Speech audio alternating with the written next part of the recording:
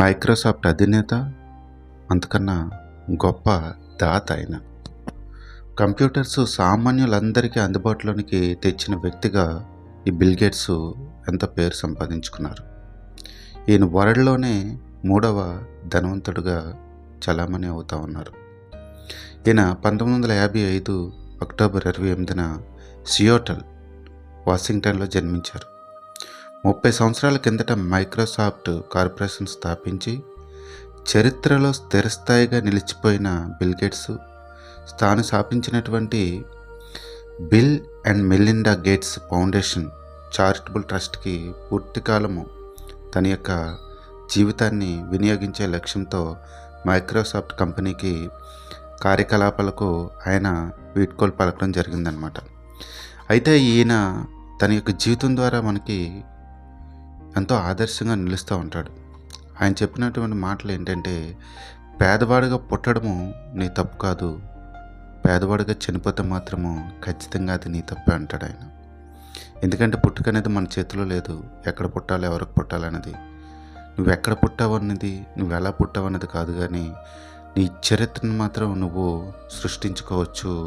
నువ్వు ఏ స్థాయికి వెళ్ళాలో అది నీ చేతిలో ఉంటుందని ఈయన తన జీవితం ద్వారా చూపించారనమాట.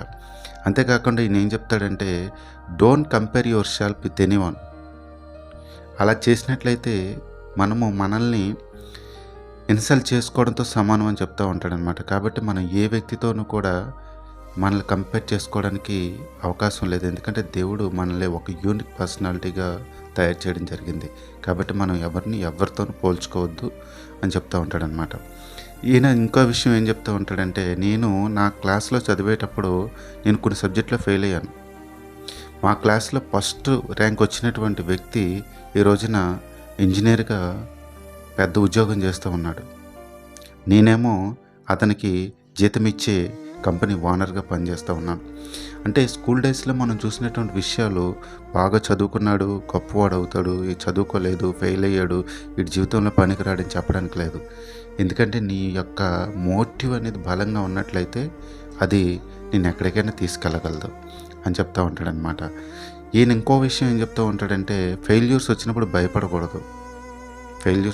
భయపడకూడదు, దాన్ని మనము ఒక ఛాలెంజ్గా తీసుకొని ముందుకు వెళ్ళాలి, వాటి నుంచి పాఠాలు నేర్చుకోవాలని చెప్తూ ఉంటాడనమాట.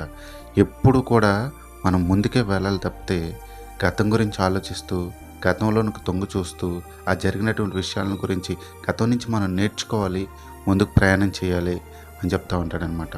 థింక్ హెడ్ అంటాడు ఆయన. అంటే మనము మన యొక్క ఫ్యూచర్ గురించి ప్రిడిక్ట్ చేయగలగాలి. అంటే ఒక 10 సంవత్సరాల తర్వాత, 20 సంవత్సరాల తర్వాత ఫ్యూచర్లో ఏ అవసరాలు ఉంటాయి, జనాలకి ఏ అవసరాలు వస్తూ ఉంటాయి, దాన్ని మనం తీర్చాలంటే ఏం చేయాలన్న దృక్పథం నీకు ఉన్నట్లయితే నువ్వు ఫ్యూచర్లో బాగా సక్సెస్ అవుతావు అని చెప్తూ ఉంటాడనమాట. ఈయన చెప్పిన విషయం ఏంటంటే, టైం అనేది మన గురించి రాదు, టైం గురించి మనం వెయిట్ చేయకూడదు, మనమే ఆపర్చునిటీస్ని టైం క్రియేట్ చేసుకోవాలా అని ఈయన చెప్తూ ఉంటాడనమాట. అంటే మనం వెయిట్ చేయకూడదు, మనం ఏంటంటే ఏదో టైం వస్తుంది, లేదంటే ఏదో మంచి రోజు వస్తుంది, మంచి ముహూర్తం వస్తుందని వెయిట్ చేయకుండా మనమే ఆపర్చునిటీస్ని క్రియేట్ చేసుకోవాలని చెప్తూ ఉంటాడనమాట. మిస్టేకుల నుంచి మనం నేర్చుకోవాలి. తప్పులు ఏదైనా జరిగాయి అనుకోండి, ఓటమి వచ్చిందనుకోండి, పరాజయాలు వచ్చాయనుకోండి, అవమానాలు వచ్చాయనుకోండి, ఆగిపోకుండా మన తప్పు చేసినప్పుడు ఆ తప్పుకి వేరే వాళ్ళని బాధ్యులు చేయకూడదు. నీ ద్వారా మిస్టేక్ జరిగితే దానికి నువ్వే బాధ్యత వహించాలి. ఆ బాధ్యత వహించి దానికి బదులుగా నువ్వు ఆ ఓటమి నుంచి పాఠం నేర్చుకొని భవిష్యత్తులో అలా జరగకుండా చూసుకోవాలని చెప్తూ ఉంటాడనమాట. చాలా ధైర్యంగా ఉండాలి, రిస్క్ తీసుకోవడానికి మాత్రం వెనకడుగు వేయకూడదు. ఎందుకంటే రిస్క్ తీసుకుంటేనే భవిష్యత్తులో సక్సెస్ అవుతావు అని చెప్తూ ఉంటాడనమాట.